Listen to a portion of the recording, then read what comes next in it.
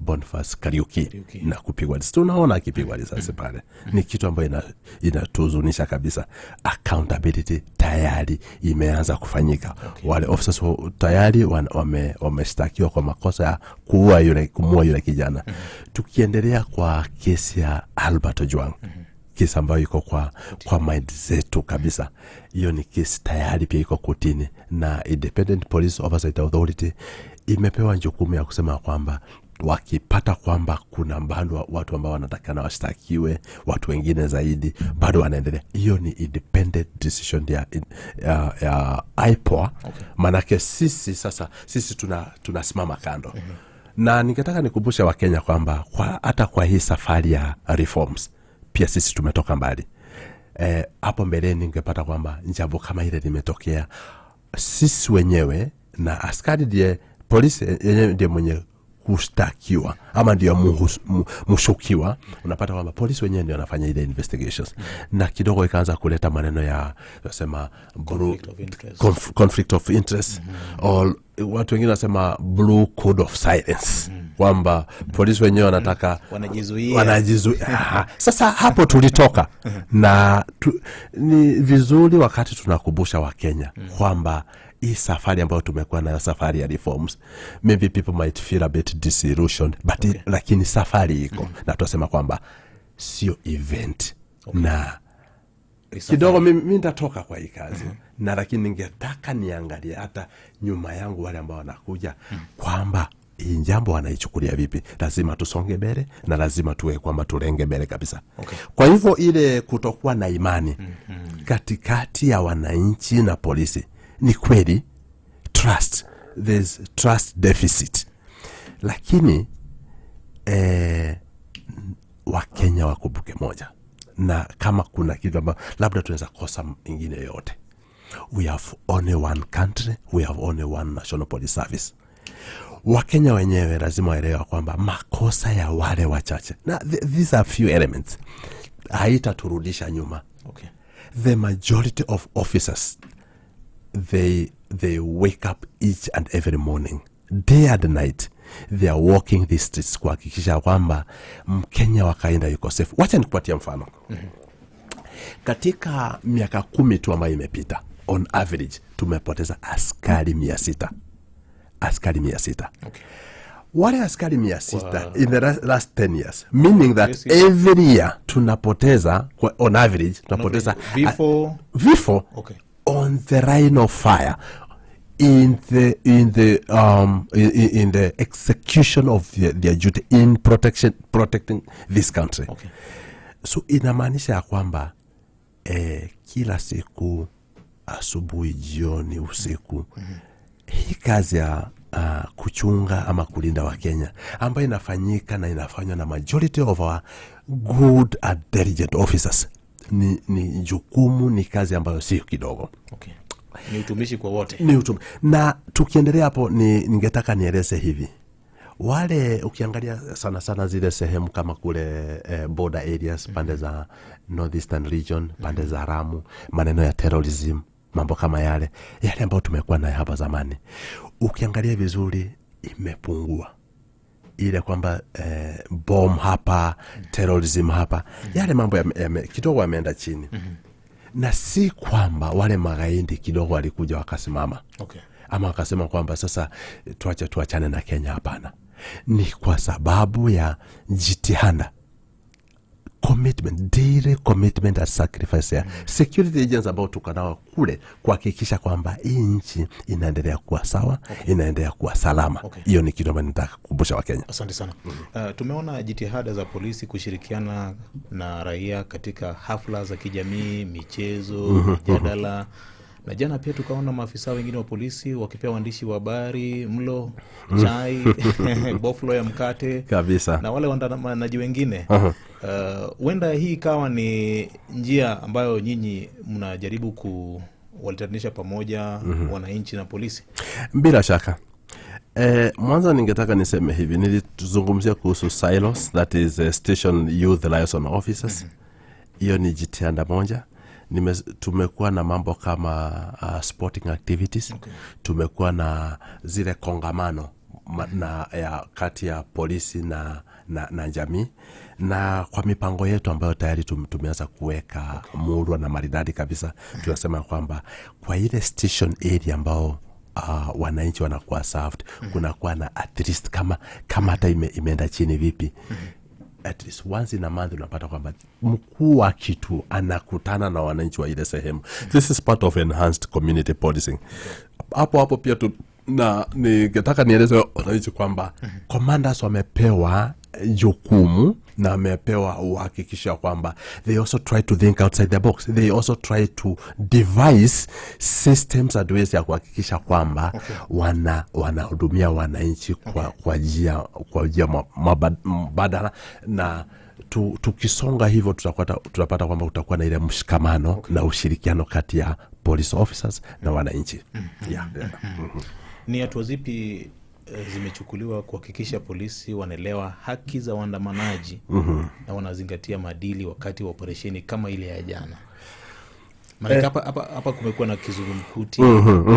Katiba ibara ya 37 inakubalia wananchi kufanya maandamano, na kuna Public Order Act iko, lakini polisi wanatoa taarifa ati hakuna maandamano, na katiba has expressly given this right to the public. Ni kweli, ukiangalia kitengo cha tusema article 37, article 37 of the constitution, iko clear, inasema kwamba wananchi wako na uwezo na uhuru ya kufanya maandamano, kupatiana hata ile petition, na hiyo ni kitu ambacho hatuwezi tukaondoa kwa wale wananchi. Lakini pia kwa hiyo constitution pia lazima tukue na tuseme na uadilifu fulani. Tuseme kwamba ndio katiba imepatia hii nafasi, lakini kwa kutenda yale lazima pia mfuate kanuni fulani. Si kwamba inamzuilia. Hizi kanuni zimzuilia. Tunasema Public Order Act. Manake kwa mfano unaweza kuwa umeamua kutumia kiwanja fulani, na mtu mwingine pia anataka kutumia hicho pale, kunaweza kuwa na vurugu. So ile ordinance katika Public Order Act ni kitu ya maana sana, na wananchi lazima waelewe hapo. Manake parliament pia nimeona hivi karibuni inazungumzia kuhusu namna ya kucontrol zile protest, namna ya kuzielekeza. Si kwamba ikate protest, hatuwezi. Manake article 37 is very clear, or that this it's a constitutional right kufanya maandamano, kupicket, to demonstrate. Hiyo tuelewa kabisa. Hebu tuzungumzie hata kwa zile nchi ambazo zimeendelea, even the most advanced democracies, hiyo uhuru ipo. Lakini ile uhuru pia inakuwa kwamba kuna utaratibu, kuna mkakati ya kusema kwamba hapa ndio tutaelekea, tutasonga hivi, itakuwa ni kuanzia hii time mpaka hii time. Kwa mfano sasa tukiacha kwamba iko tu huru namna hii, tunaweza kuwa na watu ambao wanataka kuandamana kuanzia midnight. Sasa ile kuandamana wakati wa giza na kitu kama ile, lazima kuwe na ile utaratibu. So pia tukirudi kwa maneno ya tumeongea kuhusu Police Reform Working Group. Ni kitu ambacho pia tunaangazia, tunashughulikia kabisa. Manake baada ya yote tungetaka tuwe na mazungumzo na kusema kwamba sio Kenyans ama wananchi pande moja na polisi pande ile nyingine, lakini ile mshikamano ya kwamba this is our country, hii ni Kenya yetu, na tunataka tuiangazie kwa macho fulani ya kusema kwamba hii ndio ile njia ambayo inatupeleka mbele, ile ambayo inatusukuma na kuwa na maono na mawazo ambayo yanatupeleka mbele. Asante sana. Katika hii sheria ya huduma ya polisi, National Police Service Act, labda ungetuarifu ni wakati upi afisa wa polisi anafaa kumpiga raia risasi au kumuua? Mwanzo ningetaka ni kwanza hiyo hali ya kupiga risasi. Hebu kwanza nikumbusha Wakenya kwamba sio nia. Si ile intention, si kwamba raia apigwe risasi. Maana hata ile kutanja kwamba kupiga mtu risasi, hilo peke yake hata ile taswira inaleta ni kitu ya kuofisha sana. Na tukiangalia katika tunaita Police Act Cap 84 Laws of Kenya, kuna sehemu ambayo ama sehemu ina kipengee kinaitwa that is section 61 and then under the sixth schedule ambayo imeelekeza ofisa ya polisi namna ya kutumia ile bunduki yake. Okay. Kwa sababu ile bunduki amepewa ni chombo ya kazi, si manake tumeambiwa hicho chombo sio mandazi. Si mandazi, ni kweli. Lakini wa National Administration na security. Lakini ningetaka niseme hivi. Ile officer ya polisi ambaye anatumia bunduki, tunasema kwamba it's supposed to be a thing of the last resort. Manake njia zingine zote zimetumika kuhakikisha kwamba huyu anayekabiliwa na bunduki hakuna namna nyingine yote. Na ni wakati gani? Sana ni wakati ambao maisha yako wewe mwenyewe, maisha yangu mimi mwenyewe iko hatarini kabisa. Manake yule ambaye tuseme kwamba anatumia labda anaweza kuwa hata na bunduki yeye mwenyewe, anaweza kuwa hata na kisu ama silaha yote ambayo inaweza dhuru maisha yako mwenyewe ama maisha yangu. Okay. Kutakuwa kumetumika njia zingine zozote. Na ile tuseme kutumia ile bunduki si kwamba inatumiwa imuue, hapana. Kuna sehemu za mwili ambazo ile bunduki inatakana irenge. Okay. Tuseme kama kwa magoti namna hii, ama kwa mkono. Namna yake ni kujaribu kuzuia ile kitendo kisifanyike. Okay. Na ikiwezekana ile mtu aweze kushikwa na akabidhiwa kwa apelekwe kotini mbele ya sheria. Kwa hivyo si kwamba kuna namna tunasema kwamba it's not fun. Okay. That tutumie ile bunduki, lakini wakati namna zingine zote zimejaribiwa na tumekosa namna, basi ndio tukasema kwamba wacha ile bunduki itumike na itumike kwa busara. Wacha niseme kwa busara ile bunduki. Asante. Kuna jamii zingine katika nchi yetu wamekubaliwa kutembea na visu. Sijui kama hiyo pia inakuwa na namna. Unajua unawajua? Labda wakiwa na andamano na ni kama culture yao kutembea vitu kama hivi. Where do we separate? Ni kweli na being armed. Ile culture lazima tukubali. Na ukiangalia wale jamaa wale ambao wanatumia ile rungu, mahali ile rungu anaiweka ama labda ile kisumari wanaiweka. Tunasema those are cultural practices. Yes. Na wale wenyewe wenye hizo visu na hiyo rungu kwa kawaida, na wao wenyewe wanajua kwamba hicho si kifaa cha kutumika hivi tu. Lakini tukiwa kwa hali ya maandamano kwa mfano, ama wenyewe ndio wanaandamana, hilo ni jambo ambalo sisi wenyewe kama afisa wa polisi ni kitu ambacho tunaangalia kwa makini, wasije tena wakatumia zile vifaa. Sasa imetoka kutoka kwa kacha, sasa imeanza kwa maneno ya criminality. Okay. Na sisi kama polisi tuko na jukumu, hata wakiwa hivyo tu, pia tuwazuie, na kama ni kuwakamata kama wanatumia zile vifaa. So kwa hivyo tunakuwa na ile balance ya kujua kwamba between culture and the law tutafanya vipi. Okay. Yeah. Polisi wana jukumu kubwa sana katika jamii. Ni kwa njia gani polisi wanajitahidi kuonekana kama walinzi na si wapinzani wa raia? Mazungumzo yapo. Lazima tukue na tunaendelea kusitiza kuwa na national conversation. Tukija hapa alafu sasa tunaonyesha ile sura ya polisi. Okay. Tunaonyesha ile that macho look kwamba sisi ni polisi, nyinyi ni raia. Hilo ni jambo ambalo limepitwa na wakati. Okay. Na katika yale mazungumzo yetu ambayo kidogo tume empower station commanders. Zile shinda ambazo zinatokea kwa nchi, utapata ya kwamba ni pia ni leadership pale mashinani. Na Inspector General ya polisi amekuwa very keen, anaendelea kuangazia ile jambo kwamba tuhakikisha kwamba wale officers ambao tunatuma kama viongozi kwa zile station, maana tulisema stations ziko dotted all over the country, ziko kila mahali.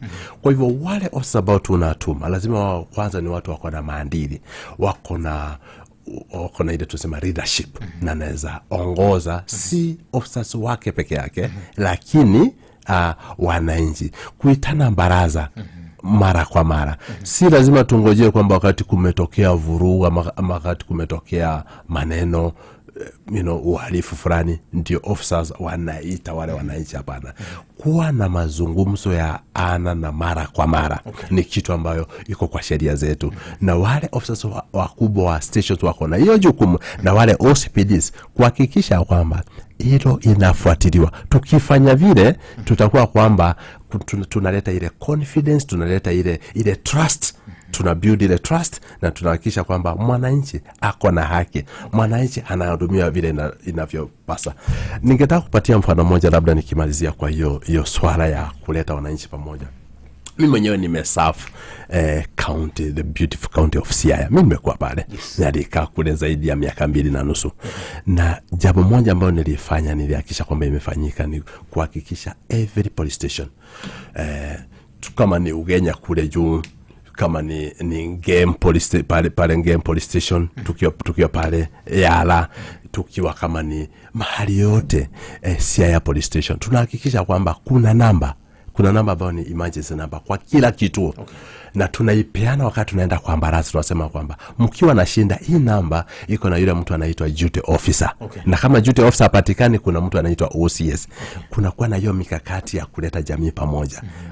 Wananchi wanaweza piga direct, waseme kwamba tuko sehemu fulani, tunataka usaidizi namna hii. Hatutaambiwa gari haina mafuta. Amna. Gari iko na mafuta.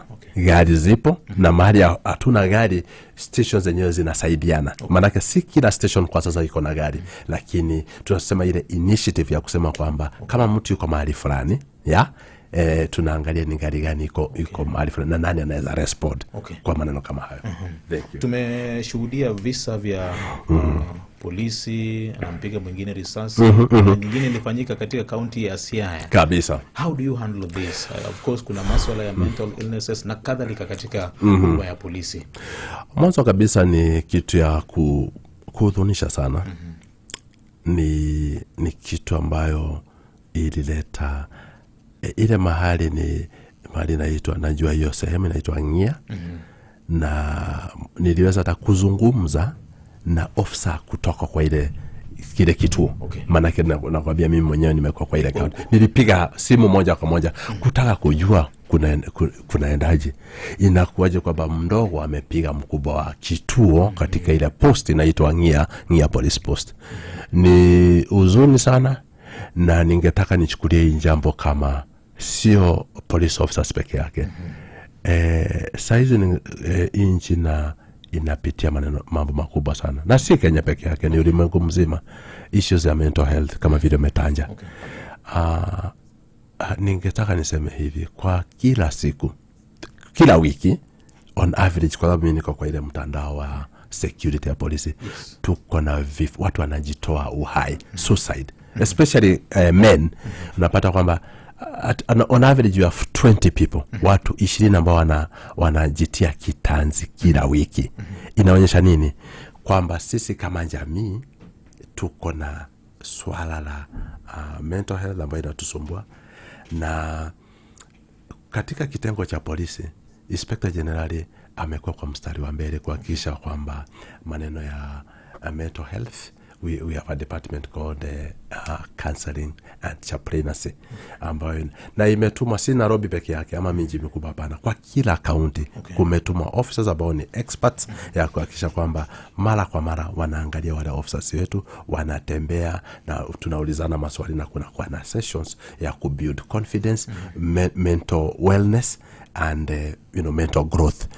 Ile kitendo imetendeka pande ya Ngia ni kitu ya kuhuzunisha, ni kitu ambayo kidogo ilitupita.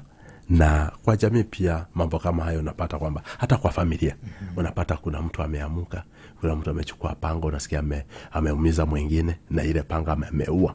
Ama unasikia jamii pia mtu ameamuka amejitia kitanzi, kama zile mifano ambazo nimepea. Hiyo yote ni masombo ya mawazo. Watu wamesomba na maneno ya mental health, na ni kitu ambayo sisi kama polisi tunaendelea kuzungumziana na tunaendelea kuiangazia, tusije tukawa kwamba kuna mtu ambaye tumepatia bunduki na hali yake, mental health yake iwe kwamba sio salama. Okay.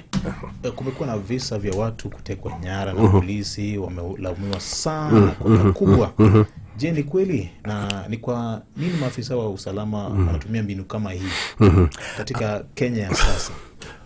Wacha nieleze wananchi, wacha nieleze wa Kenya hapa leo, na iwe kwamba isikike kwa kila mtu kwamba police do not abduct. Nchi tumejionea mambo, mara kwa mara tunajionea mambo. Unapata kwamba labda tumekuwa na kulikuwa na mfano mmoja pande ya Narok, mtu ametoka hapa Nairobi, unajua kuna kitu hata inaitwa self abduction. Tuko na mifano kadhaa wa kadhaa, lakini sisi kama polisi hatuwezi kuwa kwamba tunafuata, ama sisi ni law enforcement officers na pia sisi ni law breakers. Hiyo haipelekani moja kwa moja. Kwa hivyo polisi hawafanyi kitu inaitwa abduction. Juzi umemwona mjumbe fulani yeye mwenyewe imeonyesha kwamba yeye mwenyewe alifanya kitu inaitwa self abduction. Juzi kuna kijana pia huyu mwana blogi huyu taarifa imepeana na taarifa ya uongo ikisema kwamba amekuwa abducted, lakini baada ya wiki kama 2 anatokezea kotini anasema kwamba mimi mwenyewe nilitoroka, nilikuwa nahofia maisha yake. Kwa hivyo kati ya zile taarifa ambazo tunapata unasikia kwamba polisi wameabduct, polisi zingine tunakosa ile sauti ya kujieleza, na leo hii nimekuja kusema kwamba police do not abduct. Hilo ni kitu lazima wananchi wakumbuke. Sisi ni watu wa kufuata sheria, na kama kuna kesi za abduction kuna homicide department ambayo ilipewa ikatuambia kwamba zile kesi za 2024 watupatie taarifa. Hiyo taarifa karibu inakuwa tayari, ituambia kwamba kwa ile uchunguzi wao ni watu wangapi walikuwa abducted, nani alikuwa anafanya yale mambo. Na pia kwa hilo pia tunaendelea kuweka bidii katika hali ya intelligence gathering, maana hatuwezi tukakuwa nchi ambayo inakuwa associated ama linked na maneno yanaitwa abduction. Kwa hivyo sio ku step aside peke yake kama polisi, ni kuhakikisha kwamba hata sisi wenyewe tunajieleza, na kujieleza kwetu ni kwa mfano katika hiyo uchunguzi ambao inaendelea na DCI tuweze kupata taarifa kamili, na pia tukiuliza wananchi na kuhimiza kwamba jameni, jambo la self abduction pia wacha tuiangalie vizuri. Kama watu wanafanya sarakazi zao, wanafanya self abduction, alafu tena wanaraumu polisi, wanasema kwamba mimi hapana, wacha tukue watu wa kufuata sheria. Unajua kitu cha kushangaza sana, msemaji wa huduma ya polisi na mshiri, wakati koti inapotoa taarifa kwamba the alleged abductee must be presented in a court of law. Inakuwaje siku DCI anaenda kwa koti, ndio hiyo siku jamaa anapatikana? Visa vingi sana, mifano ni mingi sana. Does it worry you? Wakati the pattern is a bit predictable. Sasa kama tuangalie ile ambayo imetokea hivi karibuni, the most recent one. Yes. Unapata kwamba DCI anasema kweli tulikwenda ama tuliingia kwa ile nyumba ya yule jamaa. Kuna uchunguzi wetu tulikuwa tunafanya, lakini hatukumpata. Familia inasema ikijua vizuri sana mahali yule jamaa yuko, inasema kwamba huyu mtu huyu jamaa wetu alichukuliwa na DCI. Sasa DCI unapata kwamba director mwenyewe ametumia masaa mengi pale, amekaa kotini, amekuwa grilled, anaonekana kama yeye ndiye mhalifu. Kidogo tu siku moja, siku ya pili, yule mwenye kusema kwamba alikuwa abducted, yeye mwenyewe anatokezea, anasema kwamba mimi hakuna mtu aliniabduct, hakuna mtu aliniteka nyara, mimi ndio huyo hapa. Kwa hivyo tunasema kwamba in totality last year the Inspector General aliuliza DCI na the Cabinet Secretary pia aliuliza kwamba wacha tupate taarifa, that all report na maneno ambayo inahusiana na abduction. Lakini kama vile ninasema hapa na nitaendelea kusema kwamba police do not abduct. Sisi hatuteki wa Kenya nyara. Okay. Kuna hili swala ambalo mahakama ilitoa taarifa kwamba wakati ambapo polisi wanaenda kwa masuala ya maandamano wawe wakivalia sare rasmi za polisi, wawe nambari zao za kazi. Na tumeshuhudia visa ambapo polisi hawana sare zao rasmi za kazi wakati wa maandamano. Swali kama hili ni kukiuka sheria? Hatujakiuka sheria hata kidogo. Ukiangalia vizuri katika wakati wa maandamano unapata kwamba kuna National Police Service. Tuko na vitengo tofauti. Yes. Utapata kwamba kuna watu ya Administration Police Service. Utapata kwamba kuna watu ambao ni wa Kenya Police Service. Okay. Maana tuko na hizi vitengo tofauti. Yes. Na pia pale tuko na watu wanaitwa DCI. DCI kwa kawaida ni mtu undercover, ni mtu yuko na suit.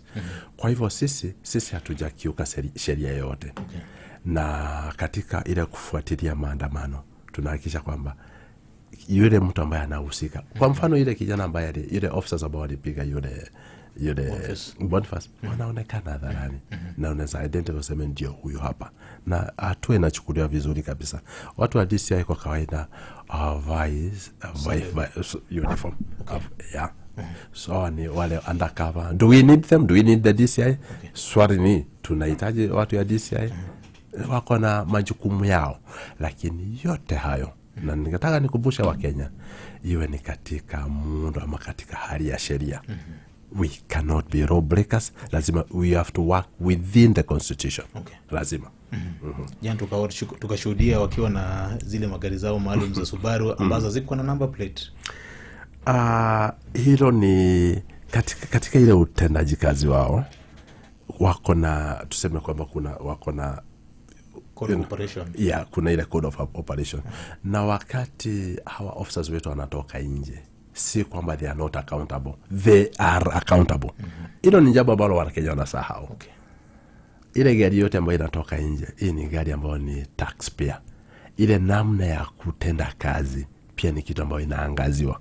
Kati hao wenyewe na wale wakubwa wenyewe wanahakikisha kwamba these officers pia wako accountable. Kumbuka hii nchi ambayo inaongozwa na sheria, na lazima sisi wote tuhakikishe kwamba tumefuata sheria. Okay. Yeah. Swali la mwisho, najua nitakuomba uwe na sisi hapa for about 20 minutes tusikize wa raia wanasema nini. Yes, sawa. Kuna hili visa ambavyo tumeshuhudia. Kesi inapopelekwa mahakamani, umesema mmeshika watu 665 kuhusiana na maandamano ya jana. Tumeshuhudia koti ikiachilia wengi wa wale ambao mnawashika huru. Does it worry you? It does. Na wacha turudie kwa mfano matukio hivi karibuni. Yes. Tukianzia hata jana peke yake. Ni kitu ambayo inahuzunisha, ni kitu ambayo Wakenya wanatakana tukue na mjadala. Manake ukiangalia kwa mfano nimeonyesha ile hata police station ambayo kwa mfano zimekuwa attacked. Yes. Watu wameenda wamechoma polisi ama wamechoma gari kwa police station. Hakika tumetoka nje ya maandamano. Sasa hii si maandamano. Hii ni ukora, hii ni terrorism. Na koti, tuauliza koti. Hatuwezi tukaongoza koti ama tukaionyesha vile koti itafanya. Lakini tunataka tuzungumze zote kama jamii ya Kenya. Na jamii ya Kenya iko na court, iko na justice system, iko na sisi wote kama wananchi. Wale watu ambao wanaingia wamechoma, wameiba bunduki, watu wameshikwa, wameonekana wakiruti na wameshikwa na zile vitu ambazo zimeibiwa. Wakati unapata kwamba wamesimama kotini alafu kidogo naona wameachiliwa ama wamepewa boda ambazo ni hafifu. Yes. Hilo ni jambo ambalo linatuhuzunisha sisi wote kama Wakenya. Manake lazima tuweke mpaka, tuseme ya kwamba haya ni maandamano na hii ni ukora, hii ni unjangiri. Kama hii ni terrorism tuite kwa jina yake. Hakuna, tusipake mafuta. Tuseme hapa si kweli. Na hapa lazima sheria ichukue mkondo yake. Manake tukitaka kuwa accountable kama nchi yetu, lazima sisi zote tushirikiane na kusema kwamba hii ndio mwelekeo kama taifa. Asante. Manake kuna wengi wanahoji kwamba huenda kukawa na ushahidi hafifu ndio kwa maana maybe koti inawacha huru? Sidhani. Na katika tumesema kwamba katika reform zetu na training zetu ni kitu ambao tunaendelea kutia nguvu kuhakikisha kwamba level zetu za investigation zinaendelea kuwa sawa sawa. Tumekuwa na mambo kidogo na mambo ambayo ni pia maneno makubwa. Uliona tulipoteza mjumbe pande ya Gaspil Kabondo. Yes. Na ukiangalia vizuri kabisa ile njitianda ambayo inatumika hilo ni jambo ambalo bado liko kotini, ndio tukubali. Lakini zile jitihada tuko nazo katika kutekeleza maneno ya investigations ni kitu ambao tunatia nguvu kabisa na kuhakikisha kwamba tuko tayari kuhakikisha wananchi wanasaidika. Asante. Zungumzia hili swala la ufisadi katika huduma ya polisi. Ni kweli tuko na tulisema kwamba wakati nakuja hapa tuongee wazi kwamba kuna shinda na kumekuwa na shinda katika swala la ufisadi. Na hii ni kitu ambayo iko mpaka sisi wenyewe katika kama taifa na sio polisi peke yake. Lakini imefika wakati juzi tumeita the EACC waingie katika system zetu, utendaji kazi wetu. Tuulizane maswali, waulize maswali, watu saidie pia tuone kwamba ni wapi ambao tufanyi vizuri, ni wapi ambao tunaweza rekebisha. Na hii ni swala ambalo pia linataka that national outlook kwamba polisi isemekane na ni kweli kwamba hapa kuna ufisadi na sisi wenyewe tukubali kwamba kuna ufisadi. It's by accepting and by acknowledging tunaweza songa mbele tuseme kwamba ili njanga la ufisadi kwa polisi na katika Kenya nzima ni swala ambalo lazima tuyakondolee macho na tuseme kwamba tuchukue mkondo tofauti. Asante. Thank you. Tutachukua break kidogo, tutarudi baada ya taarifa ya habari saa adek dakika chiel mar Okinyi Makawuono. Msemaji wa huduma ya polisi Bwana Michael Mushiri Nyaga mgeni wangu asubuhi ya leo. Okinyi Makawuono ichendo mara mogibaraza ogokode mbaka kalore koda tije bad miga maru bilanya kwa mgaji wangu tiro mogik abro mi thuolo mondi yuatol ipenyo mari achiel kachiel. Bwana Mushiri amesema tuwe wazi, tuzungumze wazi, manake anasema suluhisho liko hapa leo katika kituo cha Ramogi FM. Sadek dakika chiel weche manyien Matuche kor gwenge.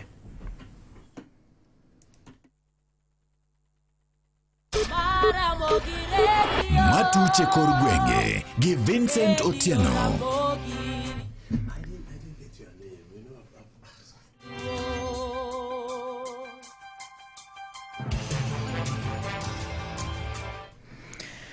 Oyaore nya kwar magajuang kendo machiegni. Jotelo mopogore mag siasa pod medo puoyo oganda Luo kuom nyayo kwe kata kwe mane giketo kinde ng'anyo mar Sabasaba manyobage pacho kod chieng' manyoro. Ewi mano jasiasa mar Umodo Owidi wacho ni omor mokalo gi okang' moganda mawuok e gwenge mag Luo nyokao mar ne nyayo kwe kendo ok nyogi wuok oko mondo mi gidhi e ng'anyo. Owidi wacho ni joluo sani koro sechako wuok e din mar Migalo kendo koro gisechako neno ler, ka bendo wacho ni gik moko duto mane oganda Luo dwaro kuom sirikal owuon timo kendo mano nyomiyo kwe makende nyokwako gwenge mag Nyanza kinde mag ng'anyo. Oganda Luo adwa gonu erokamano kech usechako neno mbele kendo usechako neno ler. Kawuono wan gi kwe Migori, wan gi kwe Homa Bay, wan gi kwe Kisumu, wan gi kwe Siaya kendo wan gi kwe piny Luo te, nikech gimwalaro onge. Ne wadwaro dongruok to President William Ruto osekelo. Ne wadwaro tije sirikal, President William Ruto osechiwo. Ne wadwaro ni mondo mi nyithindwa thuolo mar somo nitie. Ne wadwaro thuolo mar thieth nitie.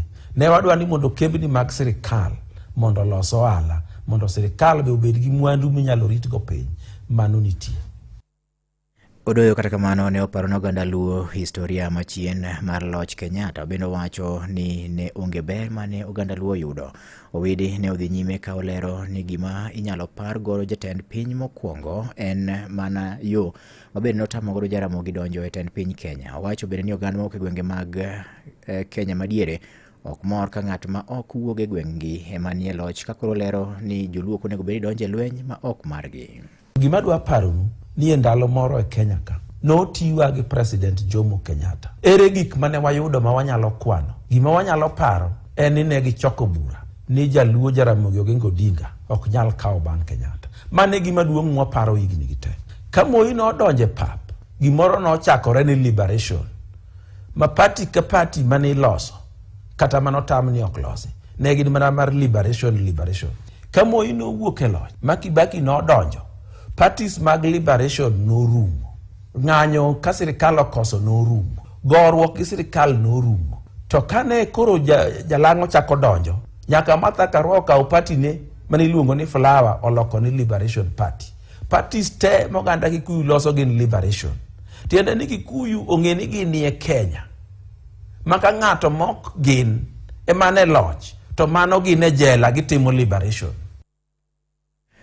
Magitimore ka bendo jendi mauke gwenge mag Nyanza bende koripoe mokalo kuom ne nyayo kwe kinde ng'anyo mar Sabasaba. Ng'anyo no bende nyola gi ngima oganda ma kwan go inga par kendo kelo kethruok mathoth mag mwandu e pacho ka. Jagoro mar riwruok mar bunge la wananchi e bade ma Siaya County Paul Onyiego wacho ni okang' manyo jende go ne okawo mar ne nyayo kwe en ranyisi maber mokalo. Juja Molo giler mathoth e wach ne kauke County ma Siaya. Jagoro mar riwruok mar bunge la wananchi e bade ma Siaya County Migosi Paul Onyiego opoyo mokalo rowere ma Nyanza kowacho ni ondamo manyo gi kawo mar nyayo kwe en ranyisi makare. Adwaro mondo asir kabisa gima otimre e Luo Nyanza. Kes kwarango Kenya mangima ng'anyo nyo luong to nyo wan kod kumbu mar Sabasaba manyo otimre Kamkunji. Lakini kirango eneo moko Luo Nyanza odonka en peaceful. Mani mokwongo kabisa ng'iso ranyisi mokwongo en Jaluo en ng'ama olony kendo Jaluo en ng'ama riek. Gimomiyo awacho Jaluo en ng'ama olony kendo Jaluo en ng'ama riek en ni chien kacha ne wang'anyo ka ne wan gi leaders mawa mano otelonwa. To kirango ng'anyo mar Gen Z en ng'anyo ma onge gi leaders. Reason number 1 en onge kaka unyalo loso gimoro ma onge gi jomotelonu. Nikech mano biro nyiso unu onge gi gimilongo nang'o agenda. Unu dhi adhiya e rumbi. Migosi Onyiego wacho ni kama ng'anyo mag rowere mag Gen Z nyocha ne osechopoe oseyudore ni koro ok ber ni mar gichalo joma koro nyocha osechak tiyo godo gi josiasa, miyo mano emomiyo rowere ma Nyanza koro nobolore gi chien kata mana e odiechieng' manyoro mar Sabasaba. Ng'anyo ma jo Gen Z en ng'anyo ma itime yo marach. Ma emomiyo kirango Luo Nyanza wan jok mosebedo katelo e ng'anyo kata osebedo pioneers mag ng'anyo e Kenya ka nyaka ne independent chakore. Tibo duonge nwang'o ni yo mane wang'anyo gago opogore kod yo ma jo Gen Z ng'anyo go. Nikech mokwongo wane wang'anyo kotelnwa kod leaders mawa. Machiel kuom gi ne en ga the right honorable Raila Amolo Odinga. Sama ung'anyo to telnu gi leaders tiene nun kod agenda. Seche ma kono non kata ni sirikal dwaro mondo oluongu mondo ketu e table to luongo jotendu ma mondo uwuogo. Ma emomiyo an mokwongo adwokero kamano kabisa gimotimre Luo Nyanza. Ung'iso picha maber. Migosi Onyiego owacho magi ka jakom bunge la wananchi e bade ma Siaya kuno Jacob Omondi to wacho ni kama piny Kenya osechopo e gie sani rowere koro ok bi luwa josiasa ma ok giparo malong'o gima gitimo. Kijana en ng'ama sani ng'eny, en ng'ama sani nigi voice, en ng'ama osomo, en ng'ama okoso tich. Inyalo winj ratiro mare no saidi. To mna kotiyo go yo maber, mok en mar siasa. An anyalo wacho ni ng'anyo mana neno manotimre ma genuine. Manyalo wacho ni ne chal ma genuine manene tunge Kenya te uneno ng'anyo an tiene ng'anyo manene mokwongo mane gikwongo ng'anyo. Iwinjo? Mane ng'anyo manene gitimo, lakini koro jo siasa nodhi bo hijack gi. Koro jo siasa tiyo kodgi. En wan seche gi wan broad base government. Wan sani gima gore gi sirikal okwa pingo be kwa dhiye. Iwinjo ka jokorwa koni jo ling'aling'a. Nyoro e gwenge duto te ma Nyanza nyo onge ng'anyo, e sama e gwenge mamoko to rowere nowito e ngimagi ka mwandu bende nokethi. Ne Radio Ramogi e kaunti ma Siaya, an George Amolo.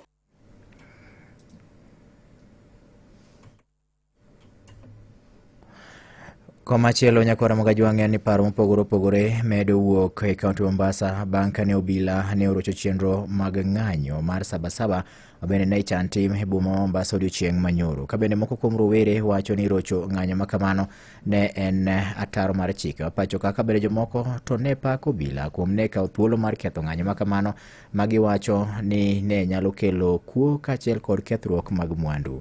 Jofwamb marwa e kaunti Mombasa Joja Oko giler mathoth e wachni. Okwamor kata matin kaka ojende ma Mombasa kendo kaka jokeratiro mar Uganda. Ochwanyore kabisa to wadwa ni wanyis jatelo ker mar piny ni kumo sechopeni nyaka koro o decide gimoro achiel. Mano James Ogare ma en achiel kuom rowere kendo jakedo ne ratich oganda kasayo okang' mane obila okawo nyoro mar garo kendo keyo jong'anyo e chuny boma ma Mombasa. Oimi kaponi odwa ni piny obedi koso dwano keth piny. Nikech kinyalo bede piny ma kona ka kona dhano wuok oko. Gitemo mondo gigol duondgi to ok iwinji. Iketo negi obila, how sustainable is that? en gimi biro timo nyaka karang'o? Be onyalo timre nyaka chieng'? Ugare koni kako jende lengo margi ne en yango nyasi mar Sabasaba mosebet kitimo higa ka higa ka gichwalo ng'ur magen godo gino makata kamano ne okotimore kaluwore gi obila tandawuoya mane ogaro gi chien. Omiyo wadwa ni wawachi ni lweny ma pod wago ni en lweny mok rum kawuono. Nyalo bedo ni kawuono gidino nwa ndara, gidino nwa kumora mora, to lweny ni ok rum kawuono. En lweny ma pod wadhi go mbele kendo wabro goe nyaka wane ni wan gi piny manyien, wan gi piny ma chiko luor, wan gi piny ma dhano ok nega oyaye, wan gi piny ma ng'ato ka ng'ato nyalo wacho pache kako nego beno owacho gi kako dware moko winjo ni rita mare ni andaki. Kata kamano, Dan Omuya to koni ma chalne ne otimore kaluwore gi siem mane moko kuom jotelo chiwo ne rowere mane chano ng'anyo no. E gweng' mar Mombasa ka ok aneno mandamano, kijende no temo mondo wuogi tok no nyalore. Nikech leaders ma Coast Region no wuoyo gi vijende gi. Ka mandamano magidwa timo ne mandamano mar Ruto must go chieng' tarik 7 ni. To mano kigitimo mandamano. To ka mandamano magidwa timo Ruto must go e supermarket mar ng'ato. Mano kigitimo mandamano. Ka mandamano magidwa timo ni Ruto must go and wang'o police station. Kikigitimo mandamano no. Mane giwinjo mandamano ne onge Mombasa. Kokoni ng'anyo masani rowere bago opogore kod mano mana itimo e kinde mosekalo. Ne wan kanyo, ne wa demonstrate, kendo ne waywago hakiwa. Ne waywago onge ng'ama babu senego, lakini ne kwa repo mine, ne kwa donji police station mwawang'o, ne kwa donji supermarket mwakwalo, ne wa mandamana kwa dwaro haki. Kawuono ni unyalo mandamana, ka uketho mwandu nikech justice mane wa mandamana gi Raila Odinga. Motelo ne mano, obila ne oriko luongo kendo chiwo siem mager ne moko kuom jokedo ne ratich oganda mosebedo ka kawo ng'ala manyime e ng'anyo, gino mane omiyo ok giriwo kata mana e boma chieng' ng'anyo no mar Sabasaba. Ne Radio Ramogi e kaunti ma Mombasa, an George Aoko. Imedo winjo weche matut e kor gwenge gi Vincent Otieno. Jodak mawuok e gweng' ma Seme sublocation e Isuna East sub-county e county ma Migori ywak mokalo koluwore gi rochruok mar weche mag arita kwe gwenge makono ka bende koro gikwayo apisa ka bende koro gikwayo sirikal mondo mi ikaw yie to chuogne tesend obila moro e gweng'no kane otelo kod jakom mar riwruok ma otisi ni Seme Project Development mano Juma Magaraga ne owacho ni gionge kod kwe nikech arita kwe osebedo maweth e gweng'no kakilero gi jafam marwe county ma Migori Jojuma. Jodagi muke sub location ma Seme e sub county ma Isuna East ka hotel ko jakom mar ruok no Seme Project Development Juma Maraga wach ni pogi bedo kod kwe kuom kinde malach nikech rocho kwarita kwe e gwego mag Seme. Juma wacho ne oganda mathoth osebiro ka koro wito mwandu gi ma oting'o jamni mabende kod kwalo kod jokuoge. Owacho ni ber ka koro piny owacho koro kawo okang' mar kelo obila machiegni kodgi mondo koro konygi e kedo kod jogo eko mabende koro osebiro kamayo gi jamni kaachiel kod mwandu mamoko. Wakwayo security mondo obed ka nikech kuo ng'eny kaendi makwalo dhok, kwaro udi, ji be gore gotieno, ji gore sachi duto te, kendo wach mar insecurity rach ka saidi. Konyowauru mondo mi wabed gi security maber mondo mi area develop. Kwa develop ka nyithindo be nyalo develop nikech somo ok nyal bedo kama richo nitiere. Richo kosebedo kama ng'eny mar kuo to gi gorruok throughout mano hinyruok ng'eny in the area. Please do assistance. Mae nosiko chief nosedhi rutaya Andrew Nyango kaachiel kod Bishop Ezekiel Kiai mane wacho ni kuom kinde mathoth oganda mathoth wa nyarawere koro osebiro mana kaka okinde mathoth kalawo jamni ma okwale gigo. Anyango wacho ni koro gidak kod luoro mokalo kore kod kuo mabende koro sijimbore e gwego mag Seme.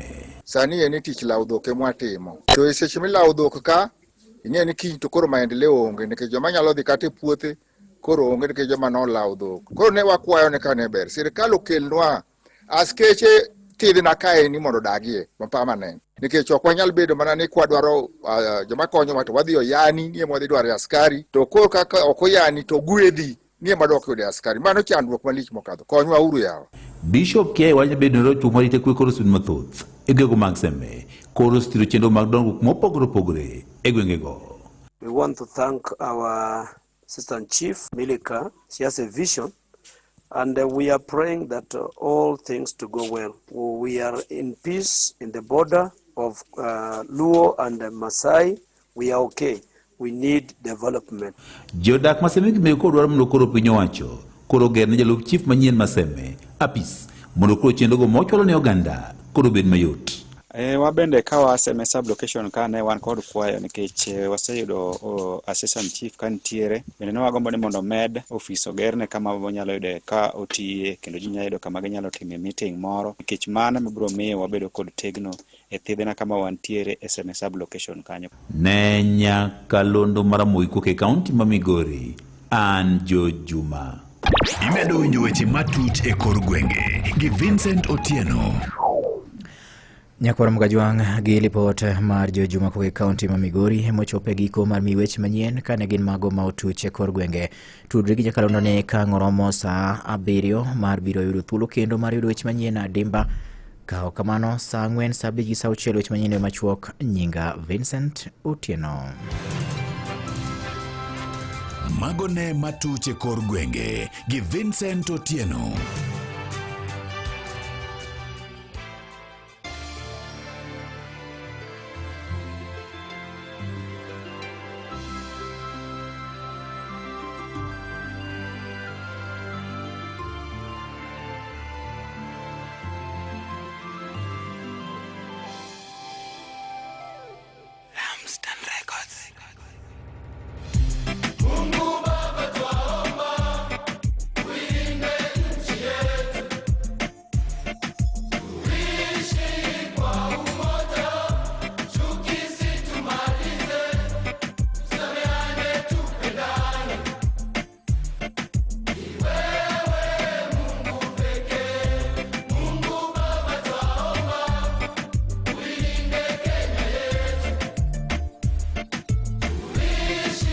Baba Manogo Kanyoko Drafton gi GSU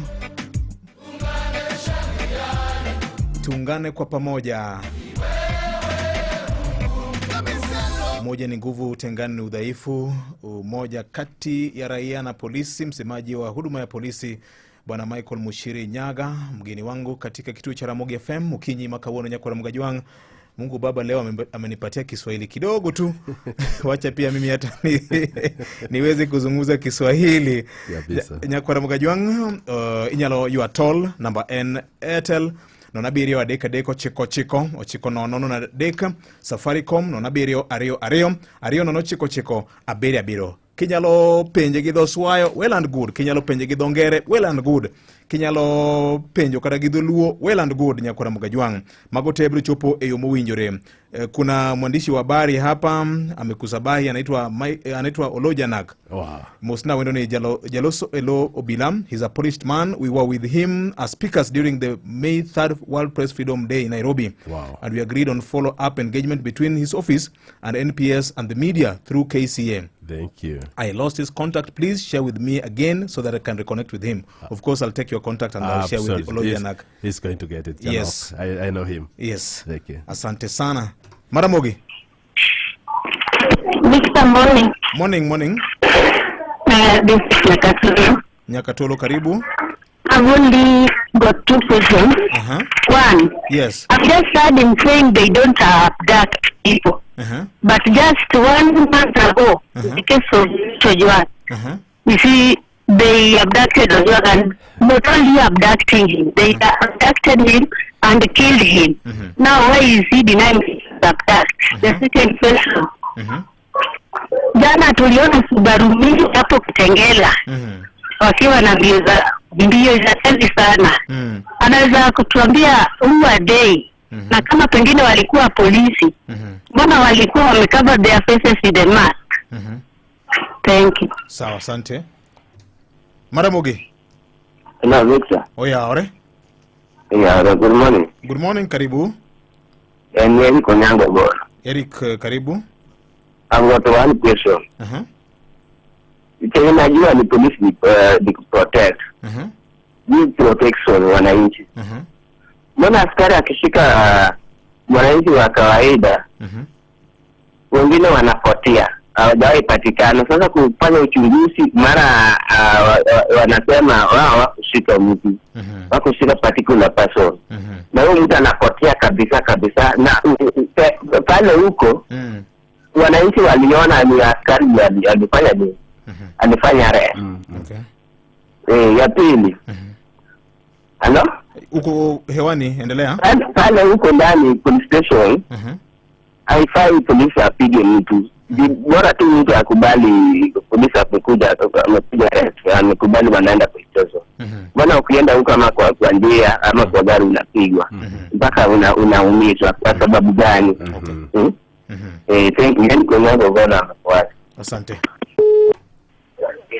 Hello. Yes. Oya ore. Mimi Omburo Kumu, karibu. Yes. There were some photos who were found in Ribayala. What does he say about those people who are found in Ribayala when they are dead? Okay. Maramogi? Hello, Victor. Oya ore. Baba Sinati. An mabere nya, karibu. Kama Ismail Machigni. We atingi police katanyoro wabedo kutoma station ya Mwoka. Nango? Katanyoro katanyoro mapingo nyoro wabedo kutoma marma busora station mapingo Mwoka station ya Mwoka. Anan nagipinjo achiel kod police. Sasa makuwok siyudo ka nitie sababu sana. Unajua ni okgiga mondo oyudo kuom kuomgi kata hospital. Kaka kwa mara jang madilija mokgite infrastructure. Alama kadini na jang sana kama sina bila mwanzo sana tunajua tena kwa kitu agana mara ngapi kama. Okay. Okay, kuna swali chungu mzima Nyakatolo, of course, na umeelewa maswali yake mawili. Kazi kwako. Thank you so much. Ningetaka ni mjibu Nyakatolo and ni asante sana kwa hilo swali lake. Kifo kushikwa na mwishowe kufariki kwa Albert Ojwang nilianzia pale mwanzo. Nikapeana pole zangu na pole za National Police Service. Na ningetaka nikumbushe Nyakatolo ni kwamba labda ile taarifa ya kwanza kuhusiana na kifo chake bado kinaleta shida. Ni kweli kabisa maana ile raw report mwanzo tukanganya sisi wote na tuna accept that responsibility. Na ningetaka niseme kwamba baada ya hapo na baada ya mambo kuwa wazi kabisa kujulikana hasa ni kitu gani inaendelea, kuna watu wamepelekwa kotini, including yule mwenye kutoa ile taarifa ya kupotosha. Maana ile taarifa ilipotosha mpaka ofisi kuu na ikaingia kwa umma wakaona kwamba ni kama labda polisi wanashirikiana na wale wenye kutenda hama mambo. Kwa hivyo sio pole peke yake, tunasema pia ni pole ambayo inaandamana na accountability. Hiyo ni kitu ambacho nataka kuhakikisha kila mtu. Swali la pili ni kuhusiana na maneno ya zile Subaru ambazo zimeonekana. Na sio Subaru peke yake. Magari ambayo yanatumika na officers wetu wa DCI ni magari ambayo ni aina mingi sana. Kila wakati watu wanaangalia Subaru wanasema. Lakini hayo pia inaandamana na pia na accountability. Si kwamba wanatoka tu hivi. Lazima pia wanafuatwa, lazima pia wanaonekana na wakubwa wao. Lakini swala la kuficha uso hilo hapana, hilo hatukubaliana nalo. Ni kitu ambayo hakika katika kama kikosi cha polisi officers watoke nje waende kwa shughuli zao, watumia labda watatumia kama ni Toyota ama ni Subaru ama ni, lakini waonekane na hakikisha kwamba wanafuata sheria na hawako nje ya ile sheria. Kwa hivyo si namna ya gari peke yake, lakini wasijifiche, na hiyo ni kitu ambacho tunakubali na ni kitu ambacho tunaendelea kurekebisha. Tukirudi kwa nafikiri ni Onyango Eric, ameulizia kuhusu wakati watu wamepotea. Anauliza kwa nini sio kama nilipata swali yake vizuri. Protect kama kitengo cha polisi, wakati mtu ameshikwa, inakuwa kwamba ni jukumu yetu kujitoa wazi. Kuna vitabu pale hiyo mtu lazima hakikishe kwamba ameandikishwa kwa kile kitabu. Na jukumu yetu ni kuhakikisha kwamba kama mtu amepatikana hawezi potea. Kwa mfano tukichukua, na nafikiri amepeana mfano ya Albert wakati alishikwa all the way, inaonyesha mpaka wakati wa booking yake na nini. Yale maneno ambayo alikuja kafuata baadaye tuwasema ni ya huzuni kabisa, lakini accountability lazima ifanyike. Kitu kingine ambayo nasema kwamba polisi kupiga mtu ni hatia. Na wacha nieleze Eric, hakuna mtu ako na right ya kupiga mwingine. Ukipata kwamba mtu ako na makosa, hata mimi kama polisi inatakana kwamba mtu achukuliwe hatua vizuri, apelekwe vizuri vile. Hakuna mahali sheria inasema kwamba mtu apigwe. Na mwenye kupigana ama mwenye kutoa ile hiyo kupiga, huyo pia ni mhalifu hata kama amevaa sare ya polisi. Huyo si polisi tena. Tutarudi kwa maneno ya, kuna swali imeulizwa nafikiri na si kama ni Omburi kuhusu miili ambayo ilipatikana Rivayara. Ningetaka niambie bwana Omburu kwamba hii wakati hii miili inapatikana Rivayara nilikuwa Siaya mimi mwenyewe. Mimi ndio nilikuwa county commander pale Siaya. Na tukizungumza kama watu wa Siaya wakati ule, ili dhibitika wazi kwamba ile miili si ambayo ni watu wa ile eneo. Kwa hivyo hiki kilikuwa ni kitendo cha ukiukaji wa haki za binadamu.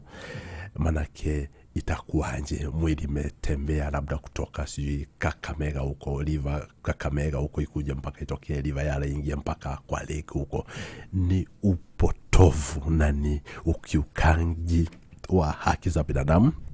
Kuna timu ambayo ilikuwa assigned ihakikisha kwamba imeangazia mambo. Na again tunarudi kwa maneno ya accountability, ihakikisha kwamba wale ambao walihusika kwa ile mambo, nafikiri kwa 2020 parts of 2022 huko 2022 na parts of 2023 kwamba mambo kama yale asitendeke tena. Na pia ningetaka niseme ya kwamba tukiwa pale tu hivi majuzi kukawa na miili mingine pia imepatikana. Tukirudi pale kwa ile swali, unapata kwamba kuna kwa ile kupotea na kupatikana kuna watu ambao saizi wanaendelea kuzuiliwa. Maana ilikuwa ni misururu, kulikuwa na miili kadhaa ambayo ilipatikana ile wakati. Lakini part of the accountability process, kuna watu saizi ambao wako kotini. Minaelewa kabisa wako detained Kiambu prison, na wanaendelea kupata wanaendelea kuface sheria as part of accountability. Lakini kama nchi na kama wananchi ambao hakika sheria ndio mwongozo wao, hii ni jambo ambalo hatuwezi tukarudi. Ni kitu ambao ni ya kuhuzunisha, na tutasema ni huzuni peke yake. Tutasema kwamba accountability lazima ifanyike kama taifa. Asante sana. Kuna visa vingi sana vya mabusi kujitoa uhai katika seli za polisi. Correct. Yes. Ishmael anaulizia swali kama hilo. Juzi likafanyika lingine hapo Nyamonye. Kitu ya kwanza kuhusiana na kujitoa uhai, ni kweli imefanyika. Aliulizia kulingana ripoti ya polisi ati hawa wamejitoa uhai wakiwa kwa sel. Kulingana ripoti ya polisi. Lakini huenda hiyo isiwe ikawa uhalisia wa mambo. Ni kweli. Tukiwa hapa Victor, ukweli ni kwamba kumekuwa na visa. Hata baada ya hiyo jambo la huzuni kabisa la Albert yake ilikuwa kabisa tushajua ni kitu gani litateka. Lakini baada ya hapo kumekuwa najua Kisumu area inaitwa Katito. Kuna mtu kabisa aliweza kutumia longi yake mwenyewe na amejitoa, na imedhibitika na iko wazi. Pande ya Homa Bay pia mahali inaitwa najaribu Kipasi kulikuwa pia na mtu ambaye pia amejitoa uhai na imedhibitika iko wazi. Kwa hivyo ile kitu ambayo inahitajika hapa na ile kitu tunakosa ni kitu inaitwa trust deficit. Manake kutokana na ile kifo cha Ojwang na labda kifo ingine ambayo labda kumekuwa na utata, watu wanakosa kuwa na ile imani. Ine death ambayo imefanyika kwa police station, wanauliza watu wanataka kureference kwa ile makosa ambayo ilitendeka. Lakini yetu ni kwamba wachache wetu katika idara ya polisi tumesema kwamba hatutakubali kwamba watu weke kwa kikapu moja. Tusemekana kwamba kwa sababu ya makosa ya huyu basi kikosi kizima kiko hivyo. Sisi kama ofisa wa polisi tunatoka katika jamii. Tunatoka, mimi ni baba, natoka kwa jamii ambayo hata hakuna polisi mwingine kwa ile familia.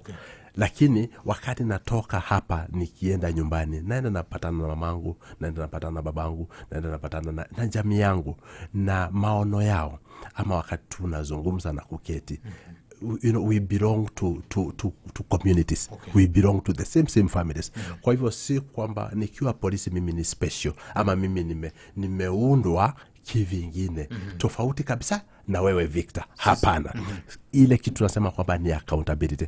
Na tunasema hivi, hata tunasema kwa soko, hali ya soko tu, watu tunasema hakukose hata wasimu mmoja. Lazima kuwe na mtu mmoja ambaye anatoka kando ya ile maadili na mafunzo.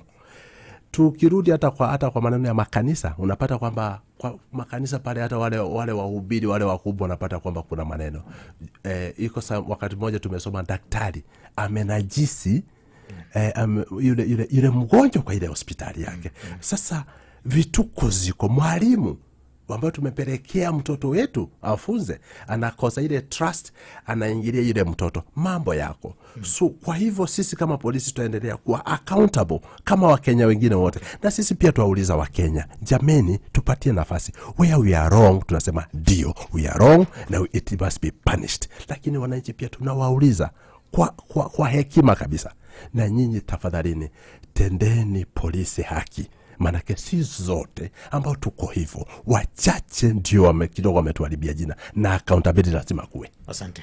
Labda nikiona jumbe hapa fupi, I believe the AIG will answer the following questions. I have issues with the application of CAP 56 part V1, possession of offensive weapon in public, part V11, general on use of force, CAP 63 on legality and proportionality and respect to fundamental rights, mechanisms of accountability, which appear selective. Yes. Okay.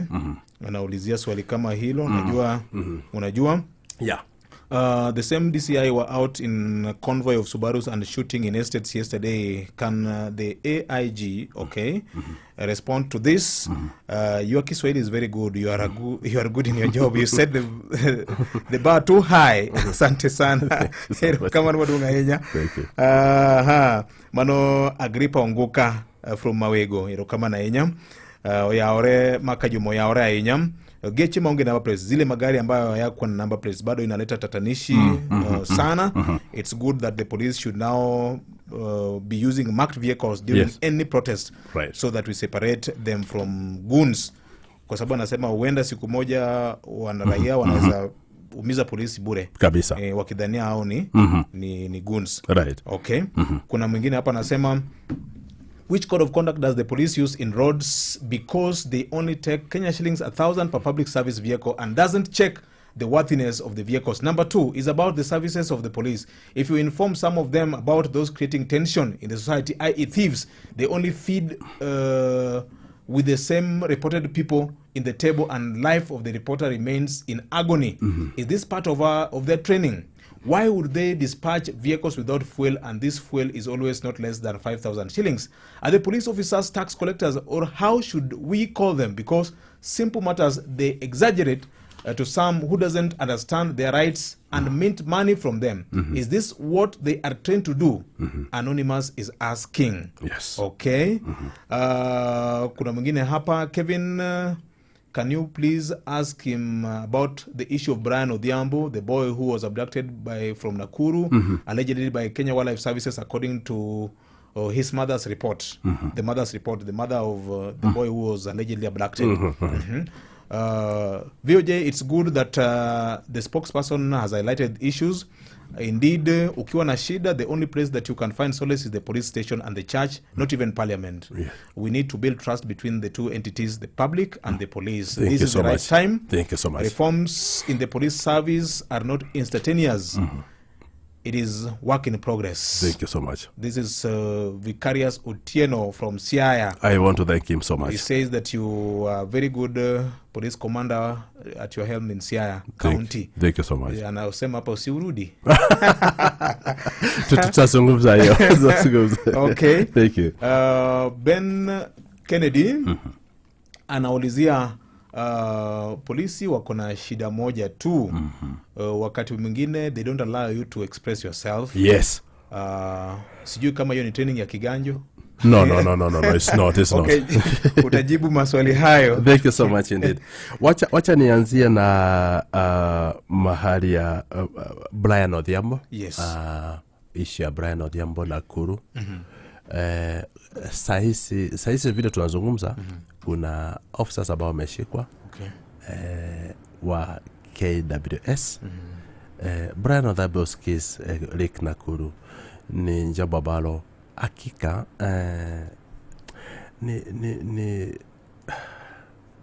it's painful. It's painful. If I sit here and don't recognize, I remember the mother, I remember the family talking about Brian Odhiambo. It's so needless, yet it's so terrible, so terrible. Lakini tumepata mwongozo. That issue imechukuliwa kwa hali ya juu. Kuna watu wameshikwa. I think that we have karibu watu 4 kutoka KWS ambao wanastumiwa moja kwa moja kuhusiana na kifo cha Brian Odhiambo.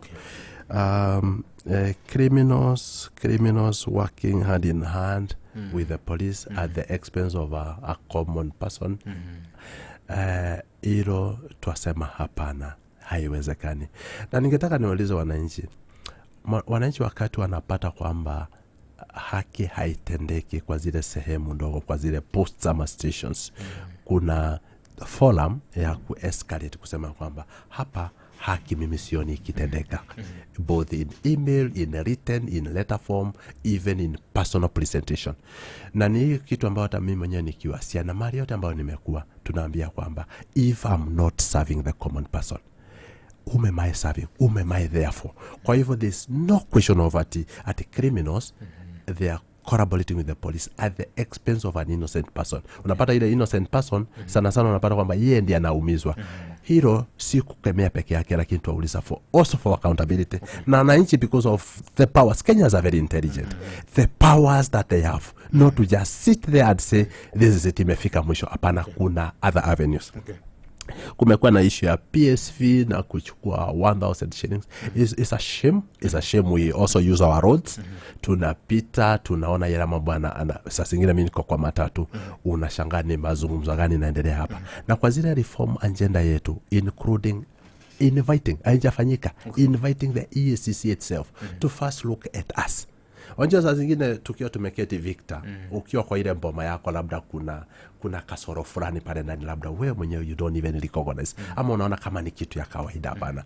We started in February by calling the EACC wanje watembee kwetu, watuambie kwamba, na watembee kila mahali, watuambie kwamba mko na kasoro hii na kasoro hii na kasoro hii. Alafu sisi internally and in tandem with the report from the EACC, we can see what we can do as an organization to deal with issues corruption, because it's a problem. That we must acknowledge. The past we used to have police informers. Do we still have them within our communities? We do, and we encourage. In fact, we even have the aspect of privacy. Yes. Of people who give information. We have even anonymous. We have numbers where people can call anonymously. Na every time wakati tunapeana ile press statement ama press release, we always include there that you can be able even to talk to the IG. Fichua kwa DCI, fichua kwa, you can even talk to the IG himself. The email is there, because what you are encouraging, na ile kitu ambayo tunasema ni kwamba we have to continue being accountable. We have to continuously move towards that accountability. It's pointless that I can sit here talk to Kenyans like this and then inside myself I don't believe in what I'm saying. So hii ni kitu ambayo tunaangazia kabisa. Asante. Pia kulikuwa na issues ya numberless, hiyo pia ni feedback kutoka kwa wananchi. Tunasema kwamba DCI fanyeni kazi yenu. Fanyeni kazi yenu kulingana na sheria. Lakini tukija maneno ya numberless pia inaleta ile that aspect ya kwamba you are not able to account for you. This is something that we are also internally looking at. Kumekuwa na issue ya legality, proportionality. Yes. I like that. See, Kenyans understand.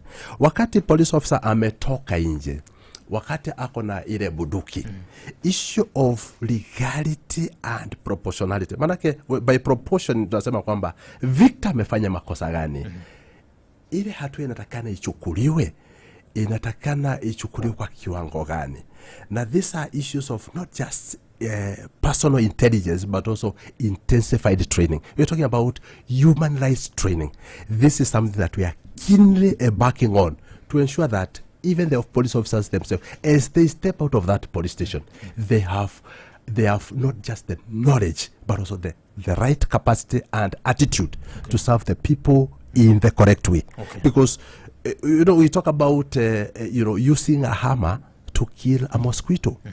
Now there's no proportionality there, and a police officer is supposed to be ni mtu ambaye anatakana peane ile like the direction.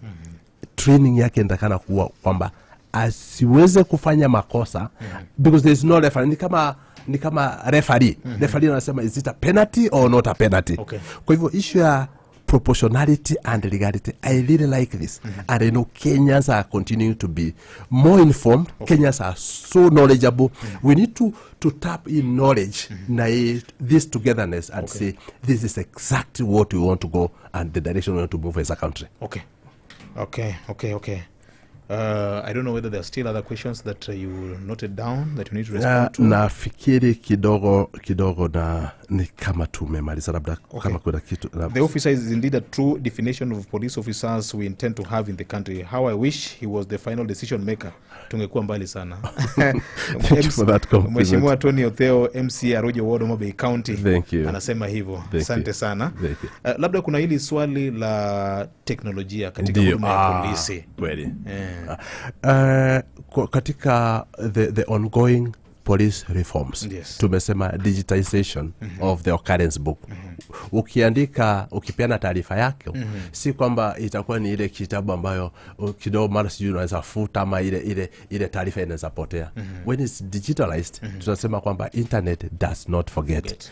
So the programs are there in the modernization na in the projection of in fact tunasonga hata tunasema kwamba instant fines. Sasa hivi tunaona trafiki wamejaa kwa barabara na nini. Hapana. Tunafika wakati kwamba hatutawahitaji kwa barabara. Tutakuwa na wachache tu labda wa kuattend scene of an accident. Unajua ile scene lazima kuwe iwe ni physical. Lakini Victor kama anatumia barabara fulani na labda amefanya makosa fulani, anapewa ile kitu inaitwa instant fines. These are parts of the reforms that are ongoing. Issues of using technology. Maneno ya forensic lab. Forensic lab you can see by improving it and enhancing it. Vile inatusaidia maneno ya utumiaji wa buduki, maneno ya all kinds of things in even in issues to do with homicide. The evidence that is gathered kutokana na the program that is intended, the direction that we want to take, itakuwa kwamba technology ni kitu ambayo inatusaidia zaidi. Issues ya even fingerprints, tunasema certificate of good conduct. I know that's an area ambayo imesumbua wananchi sana. Manake wewe umeapply for certificate of good conduct, alafu inakuchukua sijui ni mwezi mmoja, sijui ni miezi mbili, saa zingine hata zaidi ndio upate. Sasa ile program ambayo iko na kidogo itakuwa rolled out ni kwamba ukiapply ile certificate of good conduct unaweza pata results zako haraka iwezekanavyo, in fact in the same space ambayo umeapply. So technology si kitu ambayo tunaweza baki nyuma. Tukibaki nyuma itakuwa ni kitu ambayo itatulemea. Na hapo pia na I know Kenya is also evolving. Even the caliber of officers about to recruit. We have also to try as a country. This is a conversation that we must have.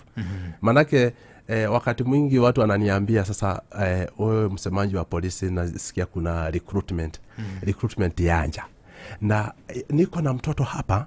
Huyu mtoto sasa alishinda kila mtu, sasa yeye alipata D. Huyu sasa ndiye hakuwa anasikia masomo shuleni. Sasa huyu mtoto mimi ningetaka aingie polisi. We need to change that kind of mentality. Tuseme ya kwamba we need the best joining the police service, because what you put in, Victor, is what you're going to get out. A time to move away from D+ and celebrate what the Kenyans, brilliant young minds, even from the university, we tap them. Tunawaleta kwa hizo forensic clubs, tunawaleta kwa maneno ya investigations, young and energetic Kenyans that can serve this country. Hiyo ni mwelekeo pia ambao sisi wenyewe labda itafanyika sasa hivi, lakini hiyo ni hapo, ni mahali tunatakana tuwe tumeingia tayari. Asante. Kuna maswali chungu nzima hapa. Morning. Penyina Ubilaka Bende Port Serikal, do you still have rubber bullets? Toka gin ko rubber bullets. Eregima tamogi tiogo moloyo live bullets. Why do you resort to using live bullets other than rubber bullets if you still do have rubber bullets in stock? We do. We have rubber bullets, and then again tunarudi kwa ile maneno ya proportionality. Somebody talked about legality and proportionality. Yes. Twasema hivi, ile kutumia ile live bullet, na narudia hapo, inatakana kuwa kitu ya last resort. Mwenye kupiga simu, tuseme kwa mfano, maisha yake iko hatarini na hakuna namna nyingine, ama yule officer ambaye ako na ile bunduki, maisha yake mwenyewe iko hatarini kabisa. Kwa hivyo live bullets si kitu ambayo tutaendelea kuzungumzia hapa. Na ile live bullet wakati inatumika pia inafuatwa na accountability. Nataka kusema hapo, si kwamba itatumika tu hivi alafu basi ikuwe kwamba ni hivyo. Hapana, kuna utaratibu ambao utafuata. Na this is an intense area. Hii ni area ambao hakika tutaachilia, na tutaendelea kuambia wananchi ya kwamba hatutumii live bullet. Hatutumii live bullet. Na wakati imetumika, kuna utaratibu wa kufuatilia. Na officers wenyewe wanajua. Na officers wenyewe wanasikiza hata kwa hii kipindi. Wanajua kwamba ile hatua ambayo umechukua, ile ambayo umechukua, kutakuwa kwamba na kufuatilia na kusema kwamba this is it, we can talk to you. Okay. Thank you so much. Thank you so much. Kuna maswali chungu mzima hapa, muda unatupa kisogo pia. Kabisa. Who should be fueling police vehicles, the accused or the government? Because in many cases, the complainants are forced to fuel police vehicles when they are having problems. Arina Okelo Nyakwaroketho. Okelo, thank you. Taxpayers, zile magari tunatumia ni gari za wananchi. Ile mafuta ambayo tunatumia ni wananchi wenyewe. Wamelipia. These are taxpayers.